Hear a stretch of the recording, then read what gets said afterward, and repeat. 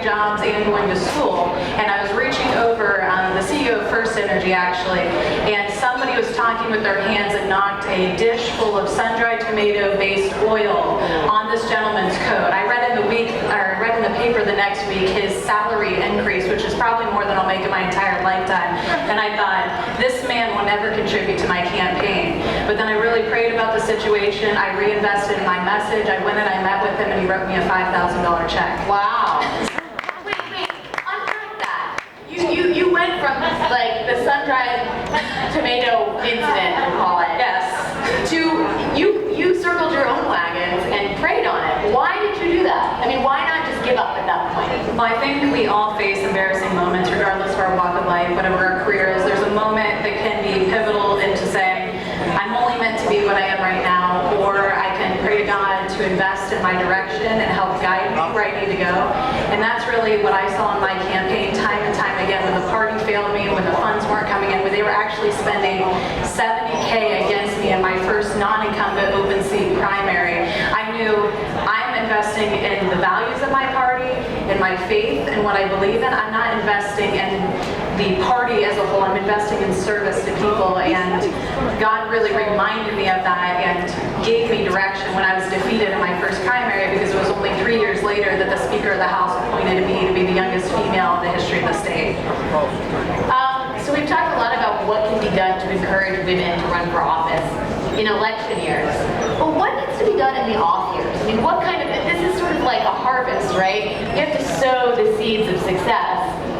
How are women not being talked to or encouraged when we're not focused on elections? I think one of the biggest mistakes we make is we wait until people turn 18 or older. And my passion is to go after young people, to introduce them to everything in the political arena on both sides of the aisle, and to introduce them to people where they can actually put a face to an elective office at the local, state, and national level. Invite them to come to meetings, whether it's city council or whatever, town hall. So one of the things that I like to do is mentor young men and women, especially people of color, to introduce them to the entire political arena. I was very fortunate because my stepfather, who raised me, was from Trinidad and Tobago, and as a little girl, he got us involved in the political campaign. I didn't know what a Democrat was or a Republican was, but he said, you know what, you have an obligation and a responsibility to learn everything you can about your country. And so I happen to have fallen in love with it all. I have 7 sisters and brothers. Out of all of them, I was the one who was very passionate. So my entire life, I was doing things and politically active, and that was really, and my father was a business owner as well. And so I love business and politics equally, but I found that I was really better at helping people attain their goals of becoming an elected official. It wasn't until 2013, after I finished working for the Lieutenant Governor of Florida and Governor Scott of Florida, that honestly, I was driving down the road one day and the Lord said, you need to run for Congress. And I'm like having a literal conversation going, oh Lord, who need to run for Congress? I realized who's in office now, who's been in office for the last 20 years. And so it became real. And what I called my husband right away and I said, the Holy Spirit just stops me about running for office. Well, I would share that story, and people who don't have a faith like me don't believe it. So they said, you shouldn't say God told you to run. You shouldn't do that. And I was like, well, I truly believe that. Long story short, I like to journal, and I like to journal my quiet times of devotion. And what God showed me was, over the last 30 years of my life, He had been preparing me. When I was that little girl born in the projects, to a mom on welfare, depending on government commodities to take care of me, when He placed my stepfather in my life, and he made a difference, and then when we were able to move out of the projects now into a thriving life community where my next door neighbors were doctors and lawyers, community leaders, they own their own homes, their own businesses, those things were the foundation. And then every experience I had through, even to being able to work for the first black governor, a lieutenant governor of the state of Florida, and going on to work for Governor Scott, I'm going, really, Lord, me, this little child from the projects that, people said would never be anything because of who I was, but my parents always told me where I came from would not define me. Yeah. I mean, I also think that anybody that's searching for 2 minutes is like, yes, obviously you should be in public life. So I'm hearing mentorship either from the man upstairs or from family members, or the lady upstairs, whatever God may be. But there are books like Lean In, where Sheryl Sandberg's like, you don't have to be, women subscribe to this idea that they have to be mentors. And she suggests that we throw that out the window. So I mean, where were for you? I mean, you obviously are very faithful, but like the question of mentorship, how critical is that? I would say it's vital in a lot of ways that we should both be mentored and mentoring others, as Christ came out and discipled with people and he trained people to spread the message. So we're talking a lot about God today. That usually doesn't happen. So I'm going to say my pastor's here, he's the catalyst. But the truth be told, you know, you talked about campaigning versus not campaigning, what you do in the off season. I think what you do in the off season is you show your heart, your passion, your desire to serve. You be a public servant versus a politician. And in our case, that has massively transformed our district. We went from spending $750,000 winning the district that I now serve in to not even spending $1,000 in the general campaign, and I won by 20 and then 29 points. And I think that that can be attributed to meeting people where they are, loving them, serving them, going door to door in the off season to say, hey, I'm here to serve you, versus You go door to door in the off season. yeah, we go door to door, we go to the schools. I think you give the opportunity to lift somebody up everywhere that you go, and that will pay greater dividends than asking for a check or sending out a mailer or doing the campaign work. So it's changed the dynamic drastically in my particular district, and I think the more you do to connect all year round and you're doing your job, people are going to see that, value it, and lift it up and support you regardless if they agree with your political affiliation. They connect with you. We've had Democrats and independents support us, and I also am a conservative Christian legislator. We have time for one question from the audience. If anybody? It can't be over. I know. I mean, who do we blame for this? They got Ourselves. Yeah. No.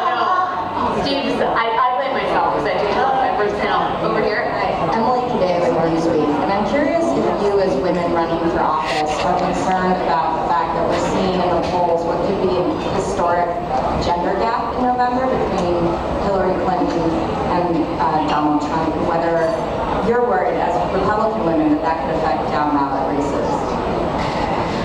I can speak to this first, if you don't mind. My perspective is that we are the 24% of women that are currently elected in elective office. We've had less than 1.5% of governors be females in the history of this nation. We have a lot of work to do.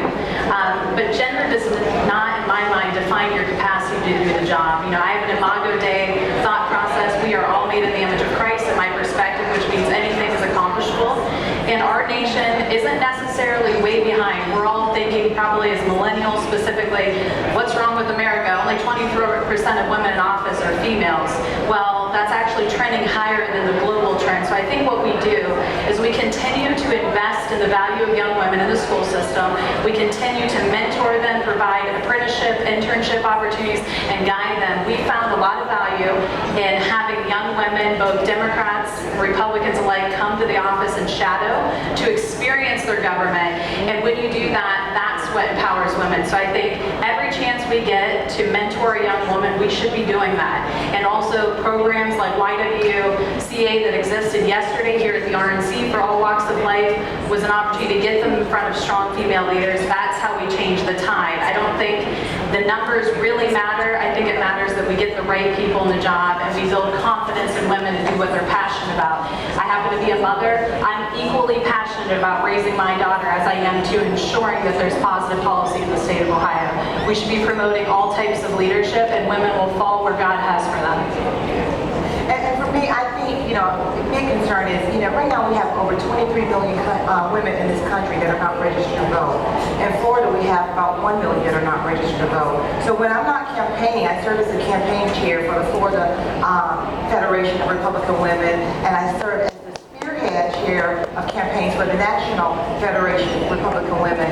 And I do that because I feel that we have to have women actively involved, and your vote count. And so my heart desire is to go through all of those women, and I just share my story. I just talk about why voting is so important, And sometimes I talk to women. In fact, I've met 3 or 4 women in the last week that are in their 40s that have never registered to vote because they feel like their vote don't count. And I said, do you not realize how powerful we are? We're going to be over 53% of the voting population this time. And so the more we have, the more opportunities we have to vote other women into office. And, one of the things that I think is really important is that you share your stories with these young ladies as you meet them. I don't have a well, maybe my story is a little bit different, you know, when I talk about. Yes, I think it is. It is, you know, when I think about voting rights, you know, I'll tell you, I share the story of my husband's father, grandfather, and great-grandfather was Thomas Sterling Delaney, and he was the first black voter registrar in Florida during Reconstruction in 1865. He went on to serve as the second black in the Florida House of Representatives, but his son served as commissioners now. His children and his wife were slaves, he were not. And so I talk about the rich heritage of the Delaney family, and then I tell them my story. You know, I say, look, my third grandfather was a Confederate soldier in Georgia at the same time my husband's father was escaping with his wife and 14 children. And then, you know, we just start with it, and one thing leads to another, and how does that get to voting? And then I tell the story of how African Americans couldn't vote, and what the Republican Party did and stood for that helped us to get into positions that we could have never gotten to based on the other party ideology at that time.